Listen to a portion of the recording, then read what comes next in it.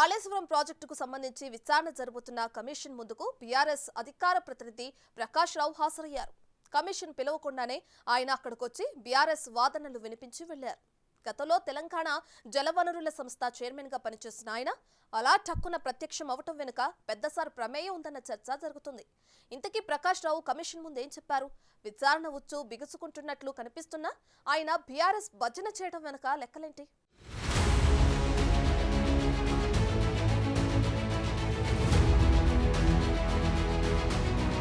కాళేశ్వరం ప్రాజెక్టుకు సంబంధించిన ఆరోపణలపై కమిషన్ విచారణ వేగవంతం చేసింది. కాళేశ్వరంపై విచారణ మొదలుపెట్టి 3 నెలలు దాటింది. 3 నెలల కాలంలో కాళేశ్వరం టెక్నికల్ అంశాలపై విచారణ పూర్తి చేసి రెండో దశ విచారణ మొదలుపెట్టింది. రెండో దశ విచారణలో ఆర్థిక అంశాలపై దృష్టి పెట్టనుంది. మొదటి దశలో కాళేశ్వరంలో ఆయా డిపార్ట్మెంట్లలో పనిచేసిన అధికారులను విచారణ చేపట్టిన కమిషన్ ఎవిడెన్స్ సేకరణపై ఫోకస్ చేస్తోంది. ఎవిడెన్స్ సేకరణ పూర్తి కాగానే ఫైనల్ రిపోర్ట్ తయారు చేసేందుకు కమిషన్ ప్లాన్ చేస్తోంది. ఇప్పటికే కాగ్ నివేదిక అందిన నేపథ్యంలో ఎన్డీఎస్ఏ విజిలెన్స్ ఫైనల్ రిపోర్ట్స్ కోసం కమిషన్ ఎదురు చూస్తోంది.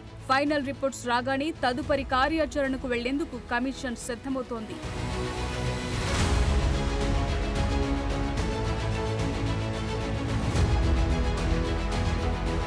ఈ 3 నెలల కాలంలో 100 మందికి పైగా అధికారులను విచారించిన కమిషన్ అందులో కీలక అధికారుల నుంచి అఫిడవిట్ల రూపంలో డేటా సేకరించింది. ఇప్పటి వరకు 50కి పైగా అఫిడవిట్లు కమిషన్ ముందుకొచ్చాయి. ఈ అఫిడవిట్లను పరిశీలించే పనిలో కమిషన్ బిజీగా గడుపుతోంది. ఇప్పటికే గత కేసీఆర్ ప్రభుత్వంలో ఇరిగేషన్ డిపార్ట్మెంట్తో పాటు కాళేశ్వరం అంశంలో ఆయా శాఖలు కీలక పాత్ర పోషించిన చీఫ్ సెక్రటరీలు సోమేష్ కుమార్, ఎస్కే జోషి, రజత్ కుమార్, స్మిత సబర్వాలతో పాటు మరికొంతమంది అధికారులను విచారించిన కమిషన్ వారి నుంచి అఫిడవిట్లు సమర్పించాలని కోరింది.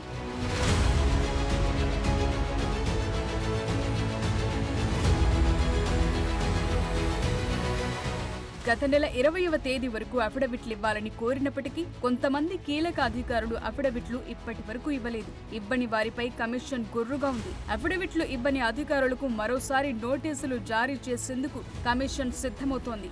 వచ్చిన 50 అఫిడవిట్లను క్షుణ్ణంగా కమిషన్ పరిశీలన చేస్తోంది. అధికారుల నుంచి పెండింగ్ లో ఉన్న అఫిడవిట్లన్నీ కమిషన్ ముందుకు రాగానే వాటిని కూడా పరిశీలన చేసి అఫిడవిట్లలో డేటా ఆధారంగా మరికొంతమందికి నోటీసులిచ్చి విచారణ చేపట్టే అవకాశం కనిపిస్తోంది. అదలా ఉంచితే అఫిడవిట్లు ఇచ్చిన అధికారులందరికీ మరోసారి నోటీసులిచ్చి క్రాస్ ఎగ్జామ్ చేసేందుకు కమిషన్ సిద్ధమవుతోంది. అందులో ఓ కీలక మాజీ ఐఏఎస్ అఫిడవిట్లు ఇవ్వకుండా తప్పించుకు తిరుగుతున్నారని తెలుస్తోంది. కమిషన్ ముందు అఫిడవిట్ అందిస్తే అడ్డంగా దొరికిపోతారనే భయం ఉన్నట్టు తెలుస్తోంది. ఆ మాజీ ఐఏఎస్ ఇచ్చే అఫిడవిట్ ఆధారంగానే కాళేశ్వరం కర్త కర్మ క్రియ మేమే అని చెప్పుకుంటున్న గత ప్రభుత్వంలో కొంతమంది పెద్దలకు నోటీసులు పడతాయనే వార్తలు వస్తున్న నేపథ్యంలో ఆ అధికారి అఫిడవిట్ అందించడం లేదని ప్రచారం జరుగుతోంది.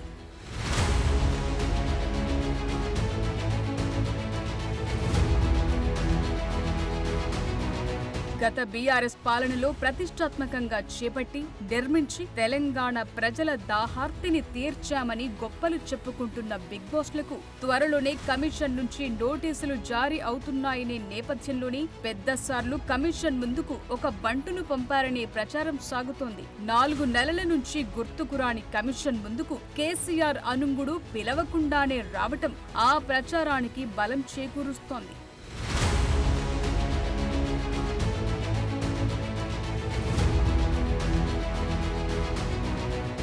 సమాచారం లేదు. కమిషన్ ముందుకు ఎందుకొచ్చారో తెలీదు. ఉన్నట్టుండి కమిషన్ ముందు ప్రత్యక్షమయ్యారు.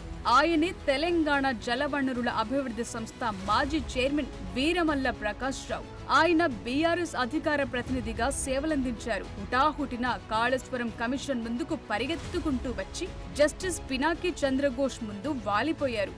గత మాసంలో విద్యుత్ కమిషన్ విచారణలో కేసీఆర్ కు నోటీసులు జారీ అయిన నేపథ్యంలో కాళేశ్వరం కమిషన్ లో సైతం అదే సీన్ రిపీట్ అవుతుందని అనుకున్నారేమో. కేసీఆర్ కు నోటీసులు జారీ చేసి విచారణకు రమ్మంటే పరుగు పోతుందనుకున్నారేమో.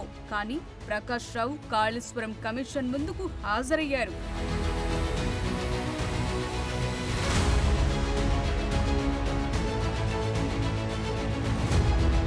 కమిషన్ పిలవకుండానే ఎందుకొచ్చారనేది కాసేపు ఎవ్వరికీ అర్థం కాలేదు. కాసేపటి తరువాత మీడియా ముందుకొచ్చిన ఆయన తాను ఏ పార్టీకి సంబంధించిన వ్యక్తిని కాదని, ఏ పార్టీ నుంచి కమిషన్ ముందుకు రాలేదని, కమిషన్ పిలవకుండానే తనకు తానే కమిషన్ ముందుకొచ్చానని చెప్పుకుంటూ మీడియా ముందు మొదలుపెట్టిన ఆయన తన స్పీచ్ అంతా కాళేశ్వరంలో ఎలాంటి తప్పు జరగలేదు, కేసీఆర్ గొప్పోడని, ఇదే విషయం కమిషన్ ముందు చెప్పానని చెప్పుకొచ్చారు. ముందుగా బెనిఫిట్ అనేది ఎగ్జిస్టింగ్ ప్రాజెక్టుల కింద కాళేశ్వరం ద్వారా ఉనగూరింది. ఇప్పటికే దాదాపుగా శ్రీరామ్ సాగర్ ఆయకట్టు మొత్తానికి, నిజాం సాగర్కు, అదేవిధంగా మిడ్మానేర్కు సాగునీరు అందివ్వడం జరిగింది. కేవలం ఒక సింగూరు ప్రాజెక్టు మాత్రమే సప్లిమెంట్ చేయలేకపోయినాం. సో 18,82,000 ఎకరాలలో దాదాపు 17 లక్షల ఎకరాలకు పైన కాళేశ్వరం నీళ్లతోని 2-3 పంటలు సాగైన చరిత్రను వారికి చెప్పడం జరిగింది. ఇతర అంశాలు ఏవైతే మీరు నాకు చెప్పారో వాటన్నిటిని కూడా ఈ నోట్లో ప్రస్తావించండి. మళ్ళీ నేను ఒక వారం రోజులు ఉండడం లేదని చెప్పడం జరిగింది. సో 26వ తేదీన మళ్ళీ రమ్మని చెప్పారు. ఆ రోజు నేను సాక్ష్యాధారాలతో సహా మొత్తం రిపోర్ట్ అంతా కూడా వారికి ఇవ్వాలనుకున్నాను. ఈ కాళేశ్వరం ప్రాజెక్టు మీద ఖర్చు ఎందుకు పెరిగిందనే దాని మీద కూడా నేను వారికి చెప్పడం జరిగింది. కాగ్ రిపోర్టు ప్రభుత్వం ఇచ్చిన జవాబు, ఈ విద్యుత్ ఖర్చుకు సంబంధించిన అంచనాలలో లోపాలు, ఇవన్నీ కూడా ఒక్కొక్క అంశాన్ని గంటన్నర పాటు పీసీ ఘోష్ గారికి చెప్పడం జరిగింది. కేసీఆర్ విధేయుడిగా పిలవకుండానే విచారణ కమిషన్ ముందు హాజరైన ప్రకాష్ రావు వెళుతూ కేసీఆర్ విధానాలను సమర్థించుకోవటానికి వైఎస్ కట్టించిన ప్రాణహిత గురించి, అప్పట్లో చంద్రబాబు బాబ్లీ ప్రాజెక్టును ఎందుకు వ్యతిరేకించారు అన్న అంశాలపై తనదైన వివరణ ఇచ్చి వెళ్లారు. పనిలో పనిగా మీడియా కూడా సర్టన్ ఫ్రేమ్ లో నుంచి బయటకొచ్చి కేసీఆర్ విజన్ ను అర్థం చేసుకోవాలని సలహాలు కూడా ఇచ్చేశారు. జర్నలిస్టుగా మీరేం చేయాలంటే ఎవరు చెప్పింది నిజమని చెప్పడానికి కరెస్పాండెంట్ చూడాలి. ఇప్పుడు వెదిరే శ్రీరాము మీకు అందరికి కూడా ఇచ్చుంటాడు. వెదిరే శ్రీరామ్ ఇచ్చిన లెటర్లోనే 165 టీఎంసీలు అవైలబిలిటీ ఉందని అన్నారు. అందులో 63 టీఎంసీలు ఎగువ రాష్ట్రాల వాటా అన్నారు. అవైలబిలిటీ ఉన్నట్టా లేనట్టా? 63 టీఎంసీలు మనవి కానప్పుడు 165లో 102 టీఎంసీలే మనవి కదా. ఒకటి అవైలబిలిటీ ఉండడం వేరు, అది వాడుకోవడానికి మనకు అందుబాటులోకి రావడం వేరు. ఆడ 102 టీఎంసీలు అందుబాటులో ఉన్నా కూడా ఎత్తిపోసుకోవడానికి స్టోరేజ్ లేకపోతే 44 టీఎంసీలు మాత్రమే మనం ఎత్తిపోసుకోవడానికి వీలవుతుంది. మరి 44 టీఎంసీల కోసం ప్రాణహిత కట్టారా రాజశేఖర రెడ్డి గారు? 160 టీఎంసీల కోసం కట్టారు. నేను మళ్ళీ చెప్తున్నాను, ఆ ఫ్రేమ్లో నుంచి బయటపడాలి మీడియా కూడా. మనకు కావాల్సింది 400 టీఎంసీలు. మొత్తం మీద కాళేశ్వరం అంశంలో తీగ లాగితే డొంక కదిలినట్టు ఏ అంశాలు బయటకొస్తాయి, ఎవరెవరికి నోటీసులు అందుతాయి, నోటీసులు అందుకునే ఆ పెద్దలెవరు అనేది ఉత్కంఠ రేపుతోంది. కాళేశ్వరం విచారణ ప్రస్తుతం 2వ దశ ఇన్వెస్టిగేషన్ మొదలైంది. మొదటి దశ విచారణలోని అధికారులకు ముచ్చమటలు పట్టించిన కమిషన్ 2వ దశలో ఆర్థిక అంశాలపై దృష్టి పెట్టబోతున్న నేపథ్యంలో ఎంతమందికి ఉచ్చు బిగుసుకుంటుందనేది చర్చనీయాంశంగా మారింది.